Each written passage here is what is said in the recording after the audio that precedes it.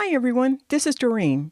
In today's video, I go over 14 reasons not to buy a pet bird.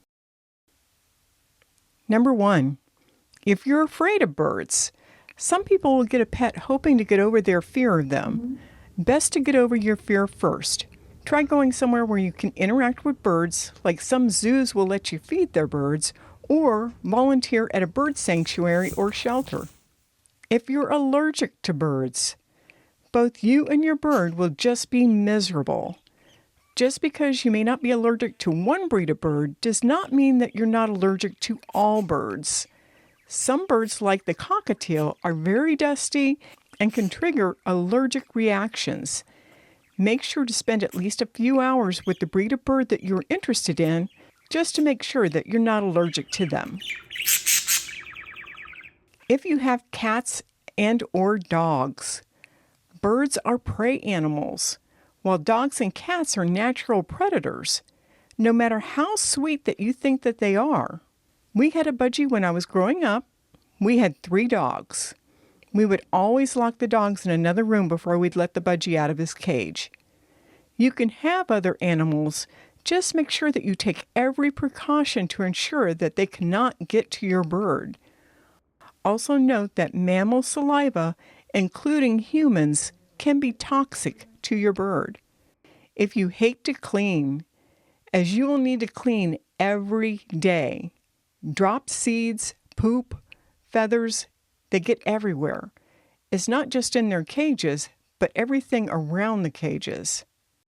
If you don't have enough money to keep them in healthy foods and a big enough cage filled with lots of toys, or to pay for any needed vet visits, a small bird like a budgie may only cost $40.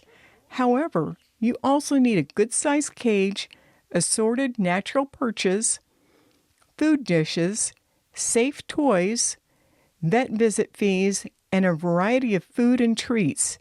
That $40 budgie can end up costing you several $100s or more.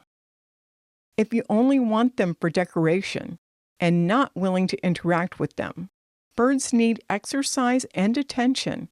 Play with them, train them tricks, and give them treats.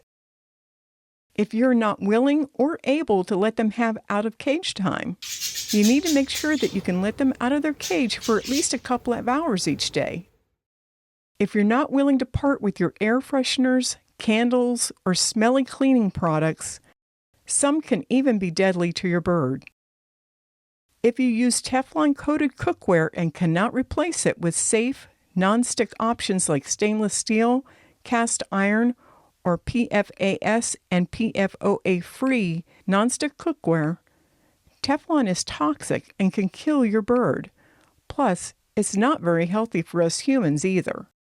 If you can't stand to hear birds chirping, singing, or screaming all day, singing and chirping is just in their nature.